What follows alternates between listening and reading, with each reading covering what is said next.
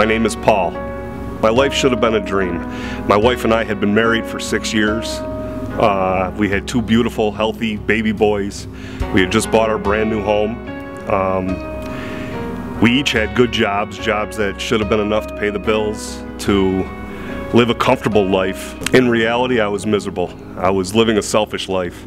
I was often taking drugs to dull the pain of all the secrets that I was keeping from my wife, from my friends. Also, I had credit card bills piling up from having to buy material things to fill that void that I always had in my life. I was living a self-destructive and confused life.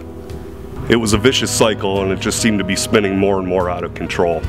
I remember back in 1997, there was one night in particular that I was laying in bed, cuddled up next to my wife, and I remember having a makeshift prayer that I sent up to a God that I wasn't even sure existed. I remember saying to him that I needed change in my life, and if you did exist, please help me change my life, change me. Just a few weeks later, someone very close to my wife and I died a very tragic death. I was implicated in his death and eventually indicted for murder. Remarkably, all the circumstances seemed to point the guilt directly at me. At the advice of my attorney, I ended up pleading guilty to manslaughter. I was sentenced to 7.5 to 15 years in prison for a crime I didn't even commit. At the time, my wife was 8 months pregnant with our daughter, and when I kissed her goodbye, I thought it was forever.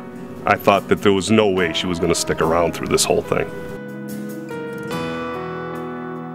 I cursed God at that point. I figured any God that could take a man from his family, from his home, from all the things that he loved for a crime that he didn't even commit wasn't a God that I wanted to have anything to do with. I was asked a number of times by guys in the county jail whether or not I wanted to join a Bible study with them. I would just laugh at them with venom in my heart, telling them just what I thought about their God and his word. During this time, it was remarkable to me how many people would step up to the plate to try to help my family and I during these difficult times. One of the ones that stood out more than any was my cousin Colleen. We became pen pals, and she would explain God to me. She would explain spiritual things to me, and one of the things she had said was that everything happens for a reason and that God had not forsaken me. It made me want to scream hearing that, but out of respect for her and everything that she was doing for my family, I kept my opinions to myself. Time after time, I would walk around just out of pure boredom. I would walk past the guys that were doing that Bible study, and I would hear little snippets of scripture here and there. And suddenly one just jumped out at me above the rest. It was Romans 8:28. And we know that in all things God works for the good of those that love him and are called according to his purpose. At that point I was stunned and I stopped dead in my tracks.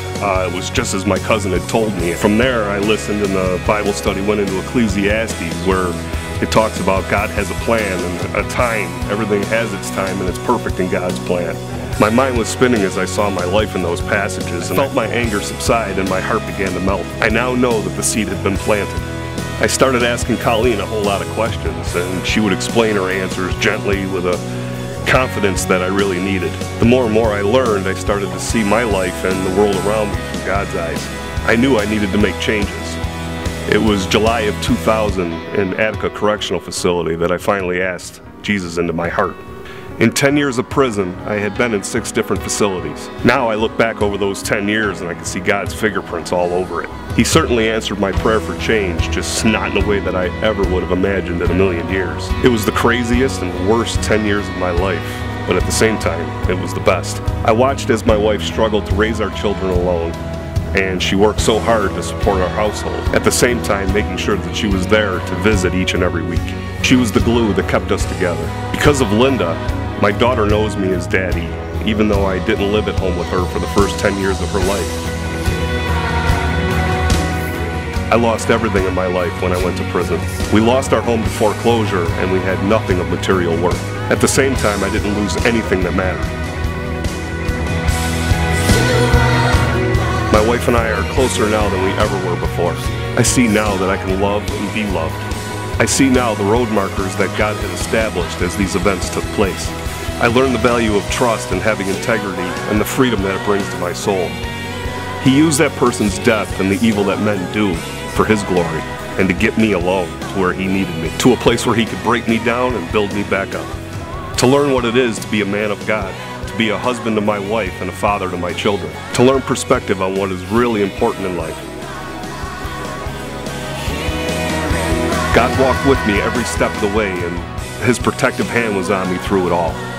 On this journey, every day is a new beginning with my Lord and Savior lighting my path.